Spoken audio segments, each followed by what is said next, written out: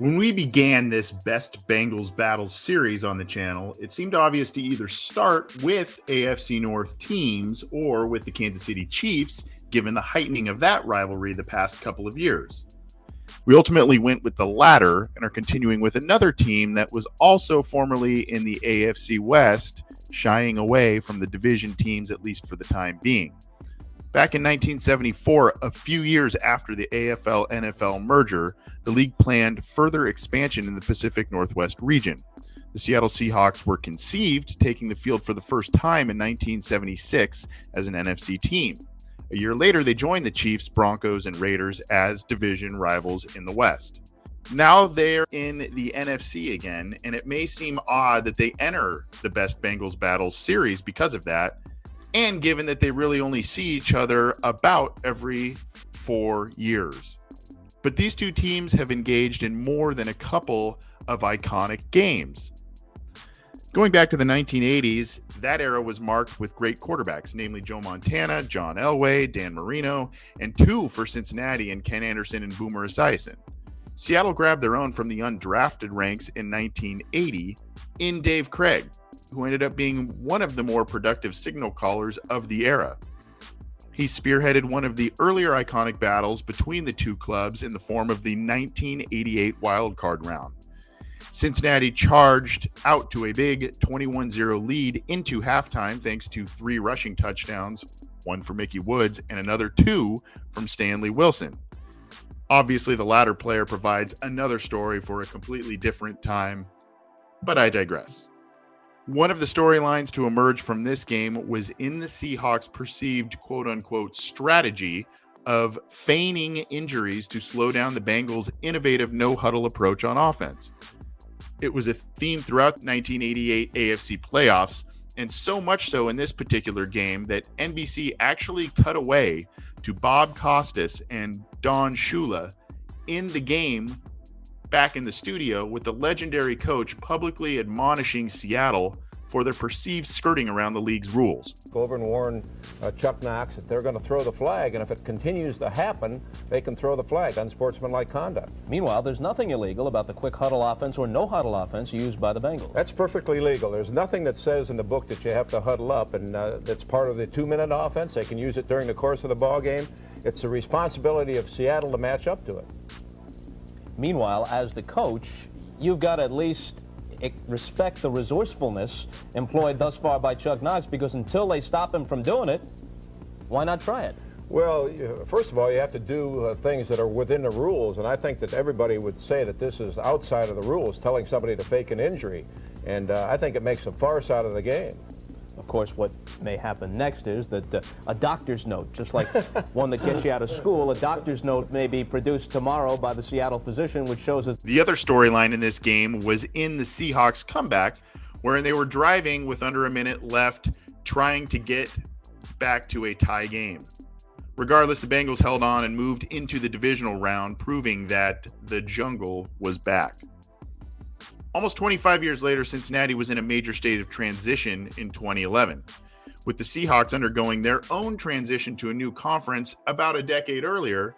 Andy Dalton and A.J. Green had the upstart Bengals surprising the league that year. They were 4-2 coming out of the bye and were heading into the Emerald City to face Pete Carroll in his second season as the Seahawks head coach. Green made his mark with another trademark touchdown in a breakout rookie campaign. But the big news was also Adam Jones showcasing what would become a stellar Cincinnati career with a big punt return in his very first game back that season as he recovered from a neck injury he suffered in 2010.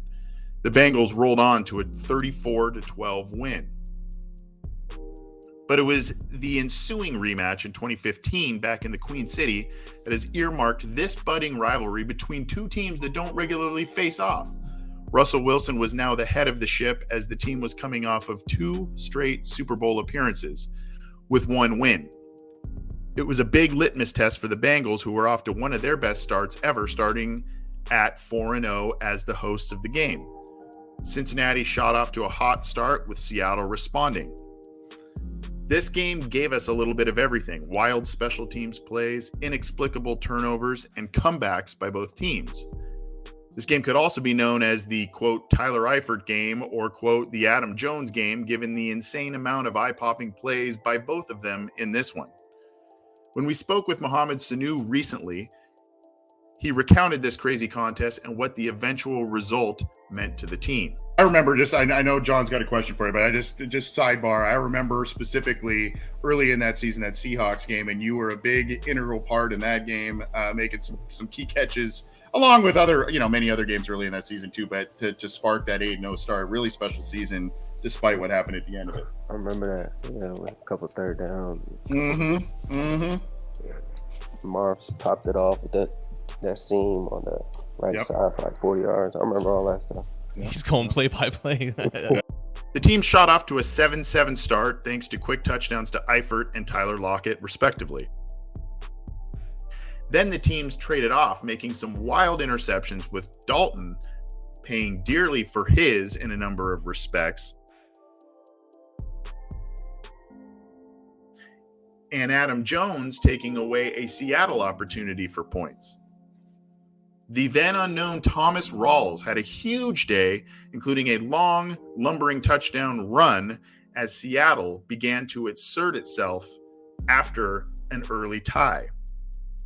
Then you throw in a wild Rex Burkhead fumble that was returned for a score, and Cincinnati was stunningly staring down the barrel of a blowout. Just a side note too here, while this game was iconic for so many reasons, it was also just a great watch for film geeks wanting to see an elite receiver in green go up against the great Richard Sherman. Both guys made their respective plays against each other in the contest, and it was just a joy to watch. As the fourth quarter began, Cincinnati faced a daunting 24-7 deficit, which would lead to familiar questions on the team's viability. But something clicked. And just as important as Eifert was in this one, so was Pac-Man Jones as a return man and a defensive back. Eifert had a touchdown catch towards the beginning of the fourth quarter, and the defense continued to hold strong, allowing Dalton to run in for another score to start to ignite the comeback. Then, late in the fourth, two plays were absolutely bonkers as the team was looking to regain control. Jones was called for a questionable illegal fair catch penalty on a punt in which he had a lot of room to run, but Eifert ended up coming to the rescue with a diving, sliding grab. Afterward, Dalton made an ill-advised decision to scramble with the team out of timeouts, so they had to hustle Mike Nugent in the field goal unit on for the tie. Nugent converted it and sent the Bengals to overtime. After a couple of backs and forths in overtime and yet another great punt return by Jones, Cincinnati marched forward. And in true fashion of the wackiness shown in this game, Nugent doinked the game winner off of the upright and in to win the game.